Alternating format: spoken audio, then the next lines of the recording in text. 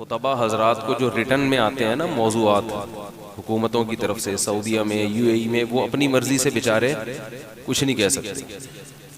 ان کو محکمہ اوقاف کی طرف سے ایک موضوع ملتا ہے، اسی موضوع پر انہوں نے انہی الفاظ کے ساتھ بات کرنی ہوتی ہے جو الفاظ اس میں لکھے ہوئے ہوتے ہیں. لہذا جو واعظین ہیں، واعظ کرنے والے، وہ اگر یہ سمجھتے ہیں کہ اس ہفتے اس ٹاپک پر بات کرنی چاہیے تو وہ بات نہیں کر سکتے.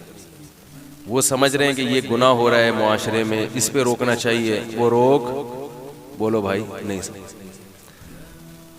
بھی ہمارے بھی گورنمنٹ کے بارے میں کچھ ایسی خبریں اڑتی بھی آ رہی ہیں کہ جتنے بھی واعظین ہیں، جمعے کے خطبے ہیں، وہ حکومت لکھ کے دے گی کہ یہ پڑھا کرو. اور دلیل یہ دی جاتی ہے کہ کیونکہ فرقہ واریت بہت پھیل رہی ہے اور بہت کچھ غلط ہو رہا ہے ممبروں سے، تو اس لیے حکومت کہے گی کہ یہ موضوعات ہونے چاہیے.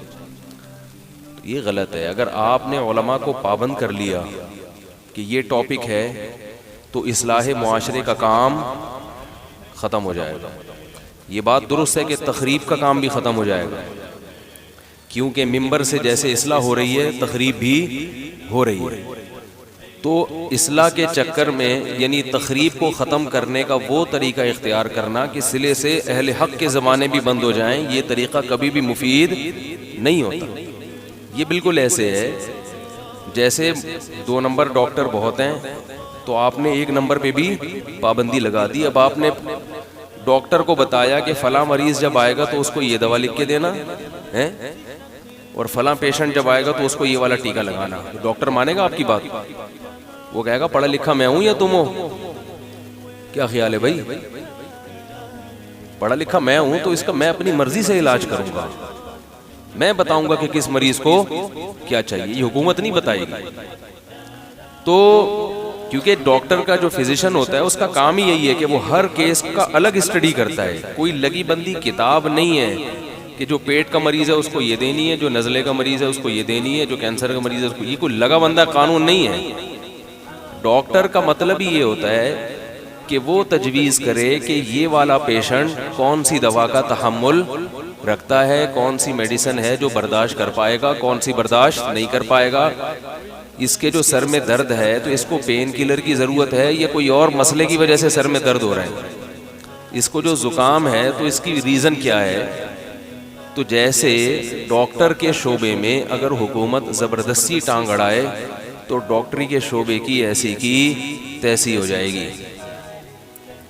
ڈاکٹروں کے بارے میں تو حکومت یہ مانتی ہے، علماء کو پابند کر رہی ہے کہ آپ کو جو ہم لیٹر دیں گے یا آپ کو جو محکمہ اوقاف کی طرف سے تقریر ملے گی آپ نے وہی کرنی ہے.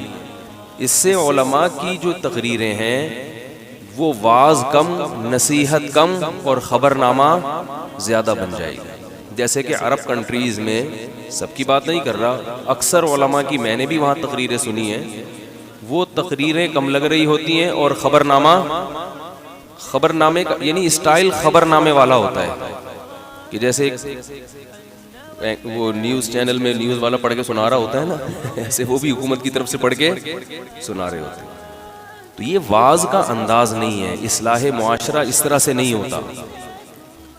اصلاح معاشرہ کے لیے ضروری ہے کہ جو معاشرے کی اصلاح کرنے والا ہے اس کے دل میں درد ہوتا ہے، ایک جذبہ ہوتا ہے، وہ خود سلیکٹ کرتا ہے اپنے حالات، اپنے علم کی بنیاد پہ، تجربے کی بنیاد پہ کہ کس وقت میں نے کس ٹاپک پر بات کرنی ہے اور کس اسٹائل میں کرنی ہے.